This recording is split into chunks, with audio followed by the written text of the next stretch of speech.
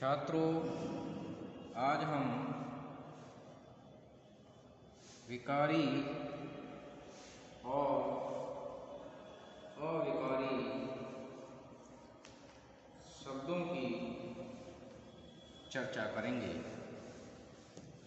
और इसके भेदों के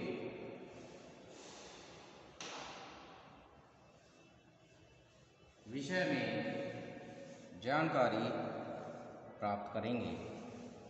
यह जानेंगे कि विकारी शब्द क्या होते हैं, अविकारी शब्द क्या होते हैं और इनके भेद क्या होते हैं। इस पर ये महत्वपूर्ण प्रश्न बनता है कि विकारी और अविकारी शब्दों से आप क्या समझते हैं, इनके भेद बताइए। तो आइए छात्रों, आज हम इस पर चर्चा शुरू करते हैं।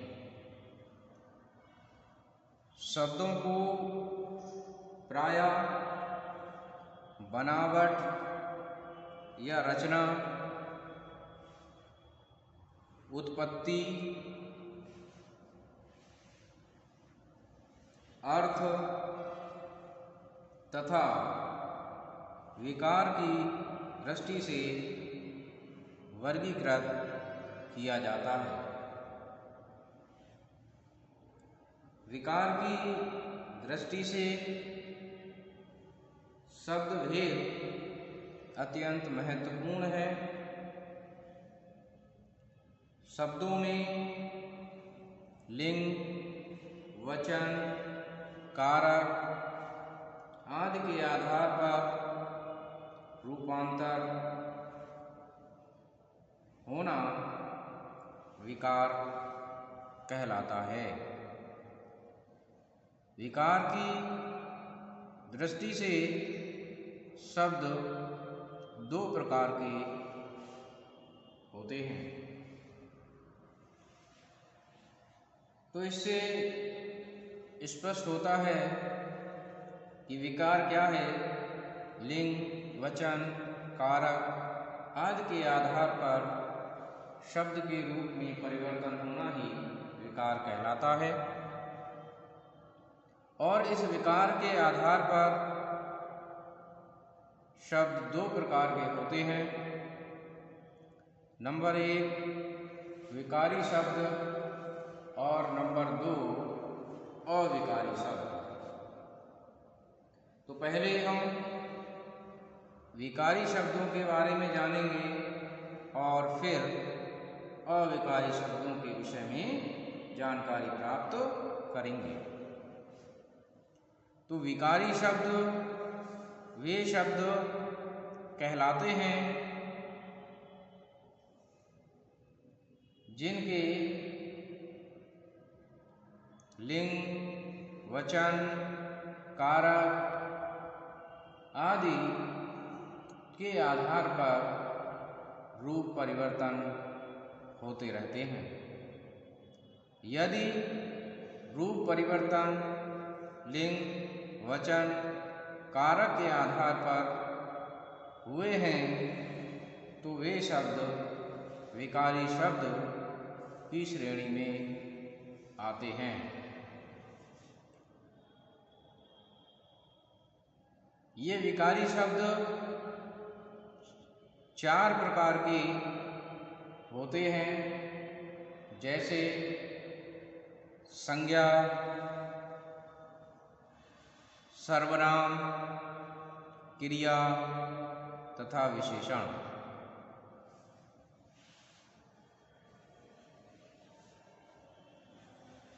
अब संज्ञा क्या है, सर्वनाम क्या है, क्रिया क्या है, विशेषण क्या है, इसको भी थोड़ा सा जान लेते हैं कि किसी वस्तु, व्यक्ति, स्थान, भाव आदि के नाम को संज्ञा कहते हैं।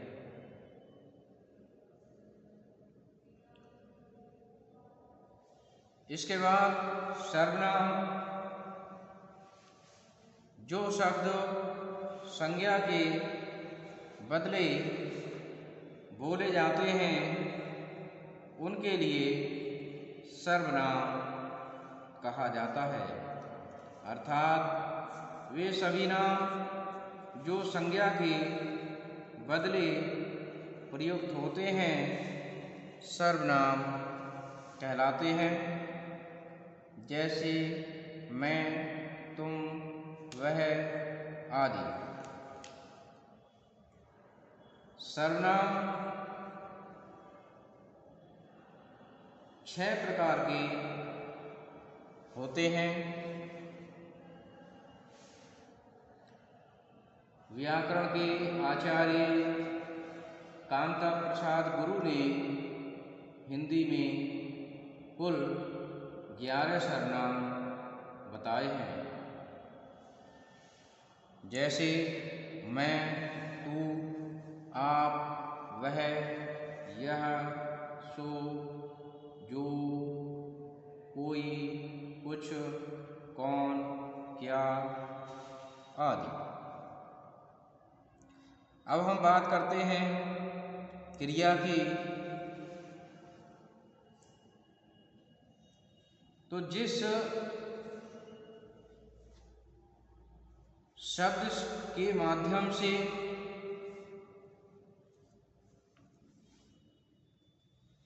किसी कार्य का होना या करना ज्ञात हो उसे क्रिया कहते हैं। जैसे पढ़ना, जाना, खेलना आदि सभी क्रियाएं होती हैं।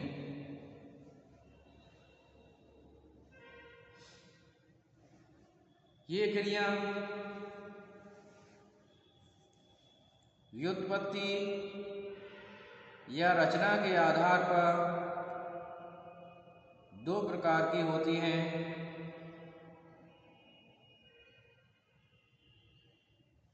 और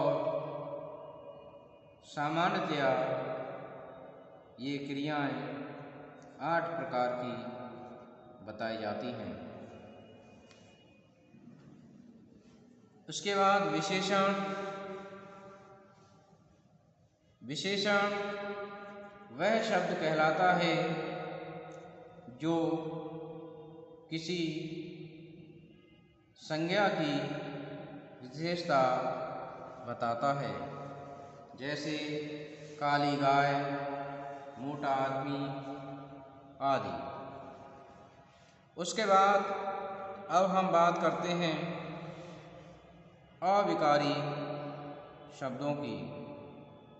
तो अभी हमने संज्ञा, सर्वनाम, क्रिया और विशेषण के बारे में जाना और ये चारों ही विकारी हैं, इनमें परिवर्तन होता है। परंतु क्रिया विशेषण संबंध बोधक, समुच्चय बोधक तथा विस्मयादि बोधक, इन चारों में लिंग, वचन, कारक आदि के आधार पर कोई परिवर्तन नहीं होता है।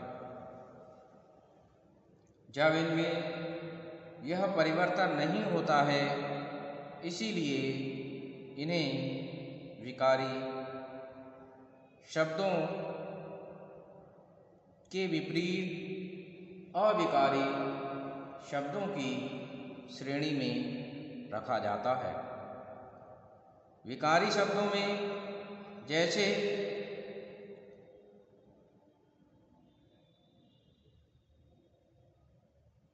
लड़का खेलता है,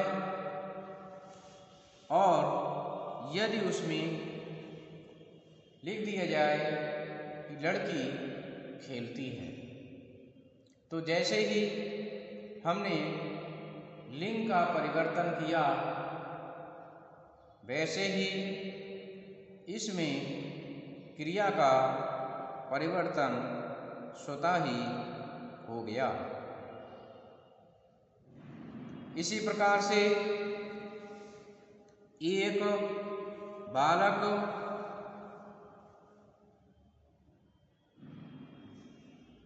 मैदान में खेलता है। यदि हम कहें कि कई बालक मैदान में खेलते हैं, तो इस प्रकार से इसमें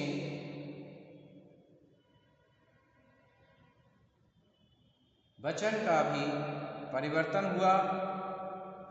तो इससे पता चलता है कि विकारी शब्दों में परिवर्तन होता है। इसी प्रकार से सर्वनाम होते हैं कि वह खाना खाता है और वे लोग खाना खाते हैं। तो वह के स्थान पर वेश यदि प्रयुक्त होता है तो क्रिया में भी परिवर्तन होता है। या मैं पुस्तक पढ़ता हूँ के स्थान पर हम पुस्तक पढ़ते हैं। तो निश्चित रूप से हम देखते हैं कि जो विकारी शब्द होते हैं उनमें लिंग, वचन, कारक आदि के आधार पर परिवर्तन होता रहता है, और यही परिवर्तन विकार कहलाता है। तो इस प्रकार हमने जाना कि जिन शब्दों में लिंग, वचन, कारक आदि के आधार पर परिवर्तन होता है वे विकारी शब्द कहलाते हैं, जबकि जिनमें परिवर्तन नहीं होता है वे अविकारी शब्द कहलाते हैं। विकारी शब्द 4 होते हैं, इसी प्रकार से अविकारी शब्द भी 4 प्रकार के होते हैं। तो मैं समझता हूँ छात्रों, आज का यह विषय आपने समझा होगा। धन्यवाद।